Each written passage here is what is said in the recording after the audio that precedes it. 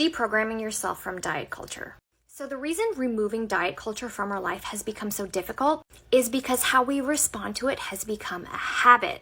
And just like any bad habit, we have to form a new habit to break the old one. And building new habits is really difficult. So let's talk about this a bit. If you're like me, diet culture has been part of your life for decades. It's been telling you that your portion sizes are too big, that you're eating the wrong food. It's been telling you what the ideal standard of beauty looks like. It's been telling you you need to go on that diet. Oh, wait, that's the wrong diet. Go on this one instead. And because of all of these messages, over time, we've developed a set of conditioned responses, and those have become habits. I'm eating the wrong thing.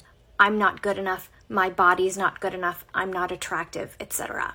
Dieting can also become a habit, and then when the next fad diet comes up, it can often become instinctual that we need to do that next diet. So you can imagine how difficult it would be to break a habit that you've had for 20 or 30 years. Habits live in the basal ganglia of your brain. Things like driving a car, breathing, walking, brushing your teeth. All of these reside in the basal ganglia. Your basal ganglia has a very low caloric need. And all of these things you do automatically without thinking. Imagine how complicated and difficult your life would be if you had to remind yourself to breathe, or reteach yourself how to walk, or if you forgot how to drive a car every single day. I would be more of a hot mess than I already am. So this is why these things are stored on such a deep level in your brain, and we just do them automatically. But it takes a very long time for these habits to get established there. So building a new habit takes time. Because that's where we want our habits to go. We want them to become automatic.